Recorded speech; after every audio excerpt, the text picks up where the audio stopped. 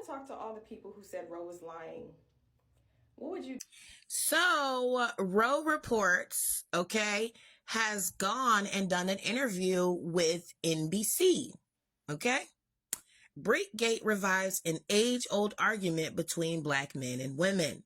A woman's claim of injury from a brick spurs an age-old social media debate between black women and men. So it says, with lack of clarity on what went down, some women and men alike called Bricklady a hoax, comparing Osman to Carly Russell, a black woman who was charged with 2 misdemeanors in July after apologizing for faking her own kidnapping. In an exclusive interview for the first time since the attack earlier this month, Osman told NBC News that she has suffered daily panic attacks and nightmares as a result of the online vitriol. Osman said there is little she can do to convince people who still do not believe her story. Now, I had dropped the receipts on my other page of the police report, and as well as the hospital report. And I said that she is in dismay and distress because of the hate she's receiving online and people not believing her story. So she says, first they're like, where's the police report? You don't have a police report. I show their police report. Then they're like, oh, it's a fake police report, she said. Then they're like, show us the hospital records. You don't have hospital records. I show them the hospital records. It's fake hospital records. The goalposts will never be met, she said. NBC News reviewed a police report filed on September 3rd and hospital records with results from a physical exam. Records indicate her left ear had blood coming out of the canal, and the left side of her face was swollen with bruising and tenderness. Osman said police have identified a suspect for the assault and the investigation is ongoing. She goes on to say, I don't know how I'm going to support myself. I don't know how I'm going to graduate on time. I don't know how I'm going to, feel safe again. It's going to take months, maybe a year, maybe longer in my life to get it back together. Okay? Bricklady points to a familiar pattern of backlash hurled at black women when they publicly denounce harm from black men. And while it appeared to be an isolated act of violence, the back and forth from detractors and supporters of Osman represents long simmering tensions between black women and men that now play out on social media.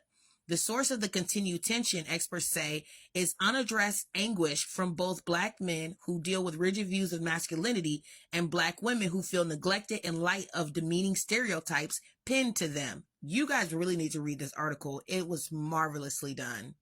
Examples of this dynamic are pervasive. Rapper Tory Lanez was convicted and sentenced to 10 years in prison last month for shooting rapper Megan Thee Stallion in the foot in 2020.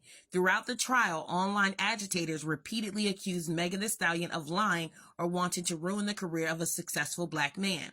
More than 3 decades ago, similar accusations were hurled at Anita Hill when she accused Clarence Thomas, then a nominee for the U.S. Supreme Court, of sexual harassment.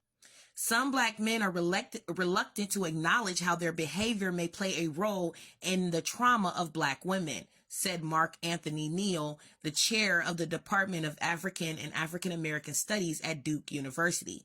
Black women's search for accountability after violence has occurred often gets misconstrued as attacks on the character of black men at large. There's a generation of black men who, particularly in the post-Obama years, have not had the kind of life and professional successes that they want, Neal said. And sometimes they see black women promoted in certain kinds of ways. They're really in their feelings that as black men, they're being left behind. This disaffected block of black men may feel less convicted to stand up for black women, Neal said. Osman called the reactions to her case, however, displays of black male fragility. I am an independent, strong, educated, successful black woman, she said. That makes a lot of them just infuriated by my existence alone. Everybody's like, oh, come on, tell me what you did to him. What did you do? Did you taunt him? She said. It's so ironic to me that they're like, I can't believe somebody would do something that violent for no reason, but then you're online being violent for no reason. Come on, Rose. Talk to him, Rose. Talk to him, because that was what got me too. She says, people are calling my son's school saying they're going to come and grate my son. She said, somebody sent me some soup and was like, choke and die on this B word.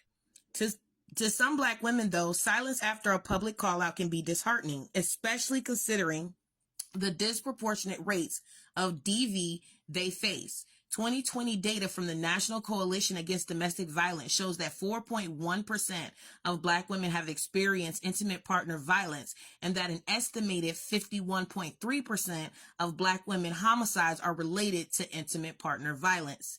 In cases where Black women have been criticized for coming forward, they are treated less as victims and face scrutiny as if they are somehow at fault for the violence done against them, said Shaniqua Roach, assistant professor of Black Studies and Gender Studies at Brandeis University.